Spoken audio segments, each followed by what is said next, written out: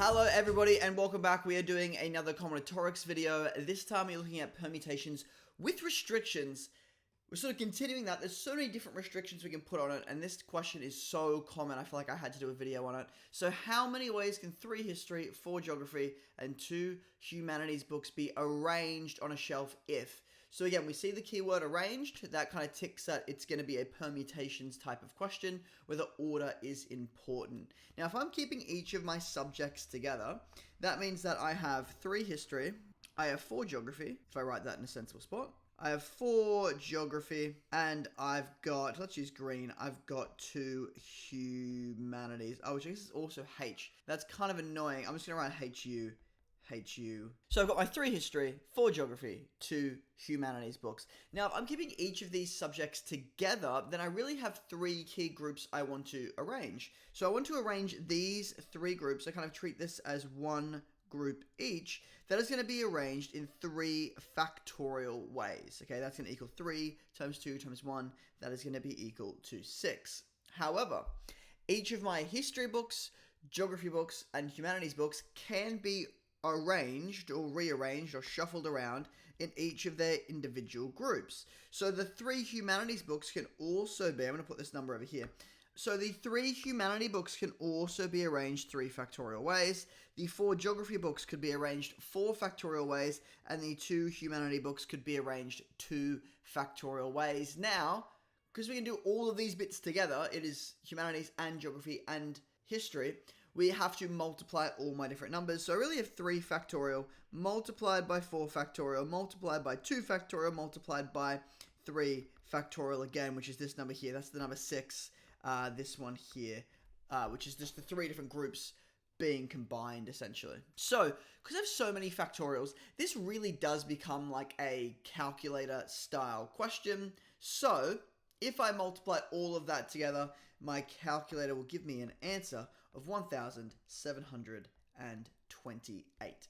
So, that is going to be part A. How many ways can each subject be arranged if they're kept together? Or sorry, how many ways can the books be arranged?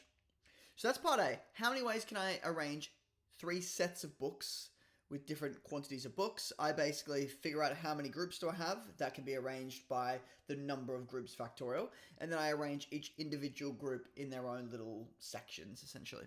So let's take a look at part B. Part B says 3 history books are not kept together, and dealing with knots is a really, really important concept for these type of questions. Now, when we deal with something not being together, normally the way we go about that is we consider what is the total number of arrangements minus the arrangements where 3 history books are in fact placed together. So if I want to figure out the total number of arrangements, I've got 3 history, I've got 4 geography, I've got 2 humanities, I've got 9 total books. So the total number of arrangements without any restrictions is simply just going to be 9 factorial. So now that I know the total, I just really need to figure out this part here, which is the 3 history books being placed together.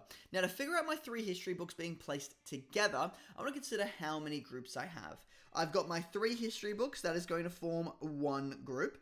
And then I've got my 4 geography, these are going to form separate groups. And then I've got my 2 humanities books, HU and HU, and this time these are all separate groups, if I just bring that across a little bit. So, because these are all separate groups, I've got one group here, 2, 3, 4, 5, 6, 7 groups total. So I have 7 factorial groups, and then again I can rearrange the 3 history books can be arranged 3 factorial ways. That is just this little bit here can be arranged 3 factorial ways. So I really have 7 factorial multiplied by 3 factorial. That is all the different arrangements for my history books being together. And I'm just simply, I'll erase this part here above actually. Let me get rid of all this. I'll put it all together.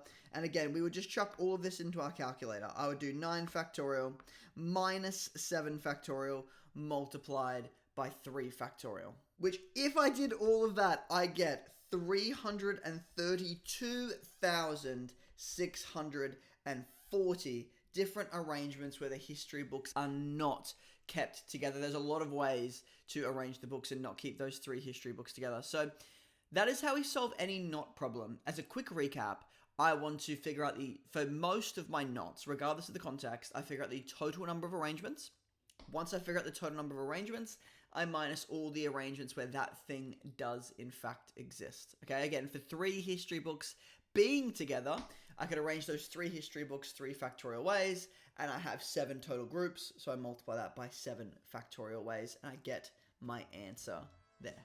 So, hopefully, you guys found that helpful. I will see you guys in the next video. Enjoy your day.